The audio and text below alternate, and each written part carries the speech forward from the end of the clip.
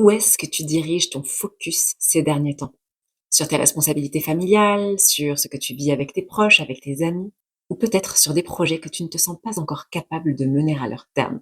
Aujourd'hui, je te reviens pour te parler de priorité. Oui, parce que les jours passent et nos responsabilités sont nombreuses. Et puis parfois, nos désirs de cœur se diluent au milieu de tout un tas de considérations et de d'autres focus que nous mettons souvent vers l'extérieur ou qui sont liés à des responsabilités que nous avons, surtout quand nous avons des familles. Mais il est important de se rappeler que le manque de satisfaction personnelle, le manque de confiance en soi, le manque d'entrain tout simplement aussi, sont souvent directement liés au fait que nous reléguons en second plan ce qui compte à l'intérieur et ce que nous aurions aimé pouvoir choyer comme un petit joyau que sont toutes nos aspirations, nos idées, nos projets et qui directement sont liés avec notre capacité à construire la vie que nous choisissons, la vie que nous aimerions pouvoir savourer, vivre, goûter.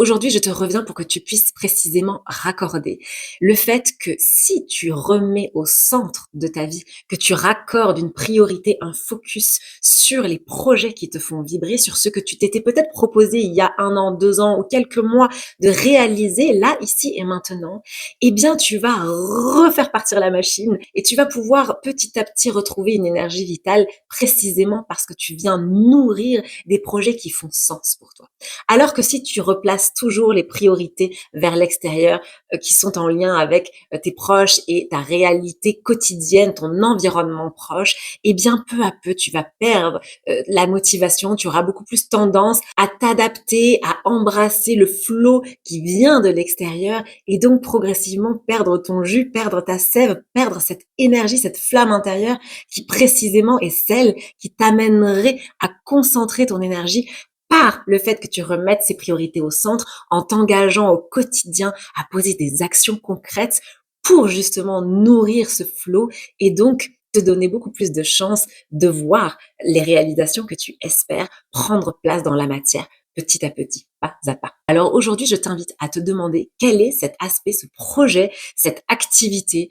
qui est important pour toi, que tu sais qui te nourrit, qui nourrirait ton élan, ta vision, tes aspirations, mais que tu as relégué au second plan ces derniers temps. Aussi peut-être parce que progressivement, tu as perdu confiance en ta capacité à pouvoir y arriver, ta capacité à réussir, alors que cette perte de motivation, d'entrain, d'inspiration est aussi directement liée au choix et à ta décision de reléguer ou de prioriser cet aspect-là dans ta vie, dans ton quotidien.